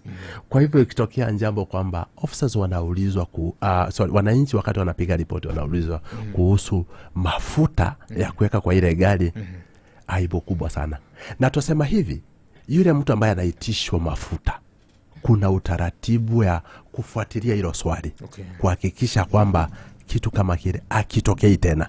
It is unacceptable, it is shameful, it does not exist kwa system zetu. Ile mafuta tunapewa, tunaweza kuwa na changamoto yetu ndani kwa ndani, lakini hakuna wakati mwananchi anaweza ambiwa kwamba fuel ama weke mafuta kwa ile gari. Hapana. Is there a day we shall see police escorting protesters peacefully without provoking them like in other countries, without throwing tear gas at them to avoid unnecessary deaths and injuries? This is a conversation we are having, and it should be happening now. We've already seen, tumeona katika vituo tofauti. The other week, ile 25th, tulipewa mfano mzuri kabisa na Mombasa County. Kama inafanyika Mombasa City, kwa nini isifanyike Nairobi City? Kwa nini isifanyike Kisumu City? Ile kitu tunauliza ni kwamba tukue na mazungumzo zaidi na trust. Let's build trust among communities. Kwamba yes, it is doable. Yes, we can do it. Na tuwe kwamba wakati wote wakati tunajitokeza ni hakika ile tunasema hiyo ndio tutatenda. Mr. Mushiri Nyaga, what is going on now no longer is peaceful demonstrations. Hooded gangs infiltrated demonstrators and giving police hectic time to isolate genuine protesters from organized looting machines. In Eastlands alone, we witnessed vijana below 20 years wamepaka uso rangi black in order to conceal their identity. Another group wamechora a sign symbol ya comrade tag. Is this thing transforming itself to civil disobedience? And what is the intelligence and other agencies doing to curb this? Lazaro Nyamboka. Lazaro, ningetaka niseme hivi mwanzo, nianze na wewe, ni kwamba intelligence yetu is about intelligence yetu we are working overdrive kabisa kuhakikisha kwamba nchi, this is a beautiful country. Victor, this is a beautiful country. Manake mimi nimeweza kutembea si nchi moja za Afrika, nimetembea na nimejionea kwamba we cannot allow Kenya ikuwe equated na nchi zingine. Majirani zetu hapa hatusongi mbali. Hapa karibu. Juzi nimekwenda mpaka border, nimeingia mpaka pande ya Somalia kidogo. Nimekwenda Ethiopia, a number of countries hapa Afrika nimetembea. Na ile amani iko hapa. Hatuwezi, we are intelligent, we are good people, but this goodness we need to channel it and ask ourselves questions. Manake kwa mfano sasa, hiyo mfano tunapata ya hooded goons pande ya Easterns, hilo ni kitu ya kudeal nayo intelligently and very very powerfully. Hatuwezi tukakubali kuwa na nchi ambayo kuna, tulisema polisi pande hii, wananchi pande ile nyingine. That partnership, if we break it, police will know about their first line of defense kwa wananchi. Let's build this trust. I want to be counted, I want to be in this, that we can come together, tushirikiane pamoja, tusonge mbele na tupeleke nchi yetu mbele. Mashida hazikosi mashida hapa na pale, na si Kenya peke yake, lakini dealing with problems, a lot of things, kwa mfano zile tunaona, these are not even police problems, these are political problems. Everybody knows that. Lakini sasa polisi tunajipata tuko katikati pale. Polisi wamepatikana katika shida ya kisiasa. Manake the challenges ambazo zinaendelea kwa hii nchi, Victor, utapata kwamba these are normally not, we would not call them police problems. Lakini sasa polisi inabidi kwamba lazima watokee, lazima wajitokeze, lazima ile kudhibiti wananchi. Manake kuna wengi wanahoji kwamba mnatumiwa kukandamiza wananchi. La hasha. Constitution ambayo Inspector General anatumia, hakuna mahali inaonyesha kwamba na manake this is the supreme authority, Victor. Hatuna kitabu kingine ambayo iko maneno ya democracy, maneno ya utendakazi under Article 245. Under Article 245, the Inspector General amepewa inaitwa independent autonomy to manage the National Police Service. Hivi kwamba hata waziri mwenyewe wa usalama aweze akamwelekeza Inspector General wa polisi. Asante. Na wakati anamwelekeza lazima uwe on policy na iwe kwa maandishi, it has to be written. Kwa hivyo wakati tunasikia kwamba ati kuna siasa inatumika hapana. Sisi twasonga mbele na tunajaribu kuleta, tuko pale katikati. Na tunajaribu kusukuma nchi yetu mbele as per the constitution. Asante. Wasia wako wa mwisho? Ni mwanzo ni kushukuru wa Kenya. Asante. Na sana tukiangalia hata njana, ningetaka nishukuru wa Kenya sana. Ni kweli kumetokea na maafa ambayo yangezuiwa, regrettable Victor. Lakini tunasema hivi, mistakes of a few of us. Kweli tumefanya makosa kama polisi, na tunakiri tumefanya makosa. Wacha wananchi wasiatumie yale kutupaka ile brush moja, kutupaint sisi zote kama kikosi, kama watu ambao wamekosa maadili, kwamba ni watu wa kuvunja sheria na vitu kama ile. Kwa familia nilisema kwamba hata kwa watoto wetu tunapata kwamba kama sasa niko na watoto 2 3, utapata pale kwa jamii tunasema kuna ile anatokea tunamuita black sheep. Yule black sheep hawezi ku-define ya familia mzima. Na yanatokea maneno kama yale. At the same time ningetaka niulize wananchi wasaidie polisi. Tusibreak ile trust, tusikuwe na trust deficit. Na to build trust, tuhakikisha kwamba kwa mfano sasa tuelekea uchaguzi baada ya muda au kwa mbali. Tusipobuild your trust, tusipokuwa kitu kimoja. Na wananchi wazungumze, wasinyamaze. mahali ambapo tunaona wenzetu polisi wanavuja sheria, tuhakikishe ya kwamba tuna point out na tunasema, because niliongea kuhusu accountability. Ninataka kuwakumbusha wananchi pia kwamba police are also our children, they are dads, they are husbands, they are wives, manake tuko na wao, and they should not be hated. Instead they should be befriended. Let's build this trust, let's build this partnership, tuwe kwamba inchi tuipende na inchi tuwe kitu kimoja. Okay. Asante sana. Thank you so much. Asante sana msemaji wa huduma ya polisi Bwana Michael Mushiri Nyaga kuzungumza nasi asubuhi ya leo kupitia masafa ya 107.1 FM Ramogi FM Karichunje Lunya kwa Ramogi mani mukelo giko matwak odhi landre odhi alanda nikechuche manyoni tiere kete manaka. Kwani roiko mchuzi mixo rumo kamano yaye na dekoro ngato kangato kete gimodwaro chamo baba u kete nyoyo mama kete girkado intageni kete gae chips kamano madhe kara ingeyo doge duka mondi nyeo roiko mchuzi mix machielo madhe wearinga dhie duka monda kil roiko mchuzi mix machielo mondo ngato kangato odhi nyime gitedo kaka en Sani koro, tiedi tetni, ti kod Royco mchuzi mix e chiemo duto mondo iyud ndhadhu mamit. Royco mchuzi mix, Royco mchuzi mix.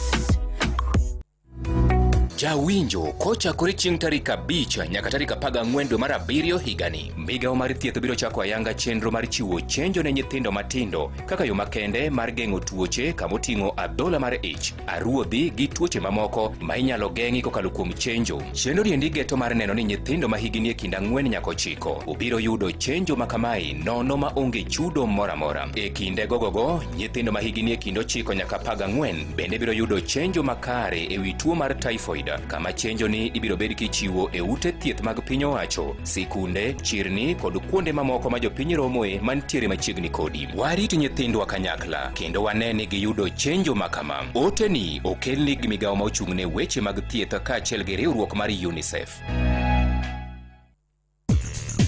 Yud offers mabecho mag mabati mopogore opogore mag duso witado kitiyo gi mabati mowuok Kidani Mabati. Chul mana deposit mara 50 kaito itimo chudo modong' kosekelni mabati. Boresha mjengo wako na Kidani Mabati. En ng'ano manyalo bedo gi geno kuome. En ng'ano manyalo gi yie ni nyalo tero nyithindo e skul kendo duoko gi koke skul. En ng'ano manyalo geno kuome gi osiki. En ng'ama nyalo geno kuome ni nyalo teri tich kata kain kod safar ma idwa dhi seche mag otieno. Wakelo ni Wigo ma en yorot manyien ma ilokoro gadier ma osete ma oyud ni en kare. En kod joriembo ma nyalo bedo gi geno. Nitie pesa ma iduoko ni kaka jawuoth sasa ma itiyo gi Wigo app. Download Wigo app kawuono ko Google Play Store kata App Store kata ndikote machuok ni Wigo kasto iore namba mar 20425 mondo idhi safar ka in gi chir. Wigo, let's go. Mana kamano nyakura mgajwanga neno kasa oringo mateka inya udonga ngadaka beach kende chupo kanyo sa angwen mano marukinyi ma sani nyakura mgajwang daer mar ng'isi ni chanjo sani koro timore kaka wasebedo kwa pimuni kanya kwa mgajwang. Chanjo sebedo katimore kendo kaka wasebedo kwa pimuni en gima longo kabisa.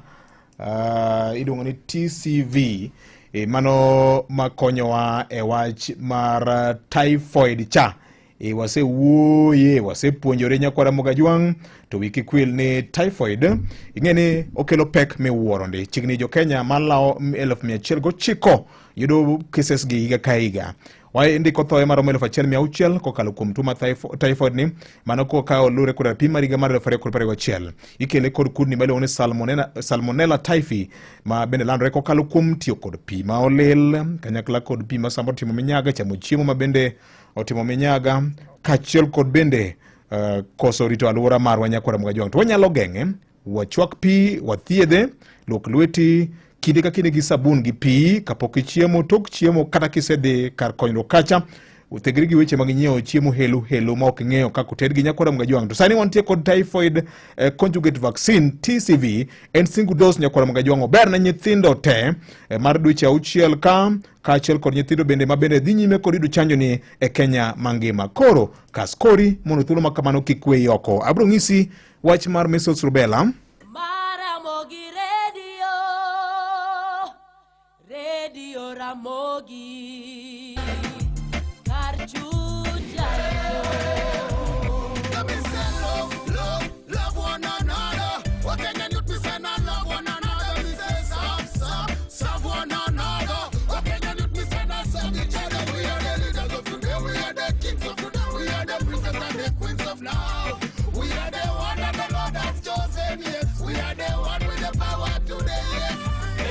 My home, my Kenya, my land, my residence, my president, my town, my city, my crown, my love, my joy, my pride, my home, my Kenya, my land, my residence, my president, my town, my city, my crown, my love, my joy, my pride. Mrs. Korubela Nyakwara Mogima bende oktugo parniga malo fareo koda paga uchiel kokalo kuom campaign makene manageto nyithindo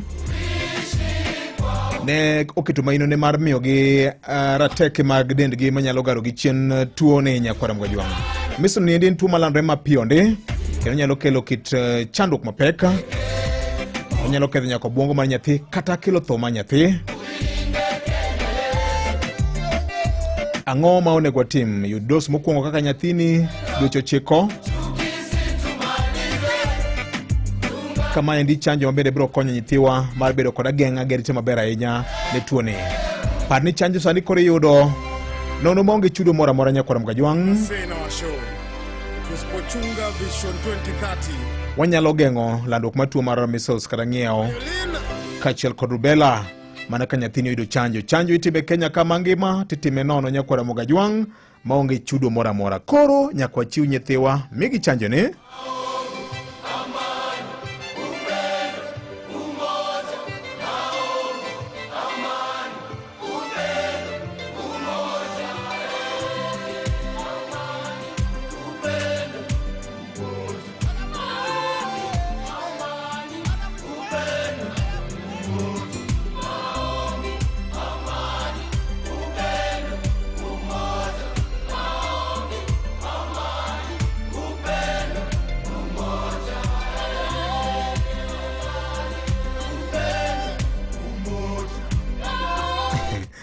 Jomoko jo kinyo kabisa.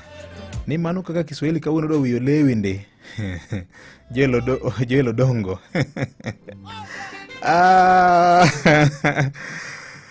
Idhi kode polo. Jelo dongo ae weche gigo. Bingi na puonja Kiswahili form 1 gi form 2. Akiani dhuluo ni mao miyo Kiswahili tinde dwaru wenya matin. Kata kama nonde kita nge mabera inya nikizingatia ngeli. Tema. Malizia insha hii ukisema hapo ndipo niligundua kwamba mgala muwe na haki mpe. Anyala omegimalo matie ke modony maber. Itema. Don't try me.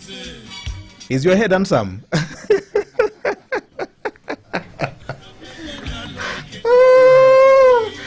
Homa Bay County, endless potential. Hey, Mosna kuboja mawego. Mano gavana mokwongo mar Homa Bay County, Cyprian Achille uso tina wete Nyakwara Mogajwang. Ngao kamano, anoka sana urumbo ka Nyakwara Mogajwang kiny na chiwo miche mar Royco, nikecho kaneno ote monyong'a ka. Kata kamano daher mar nyisi podi ni kinde ka kinde kiparo tedo par mana Royco mchuzi mix no. To bende nya wacho ni kacha Nyakwara Mogi ni measles kod rubella gin tuoche ma ok tugo. Kuom mano chanjo ichiwo sani Nyakwara Mogajwang. Ne ni nyathini yudo chanjo sani itime nono gi jo sirikal e kaunti 47 Kenya ka mangima. Kuom mano chiw nyathini miye chanjo itime kod jolony e Kenya ka mangima. Oriti ma kawuono bedo kod odiochieng' maber mopong' kod gweth ma Jehova Nyasaye. Weche manyien e yo machuok gi Vincent Otieno. Oyaore Nyakwara Mogajwang.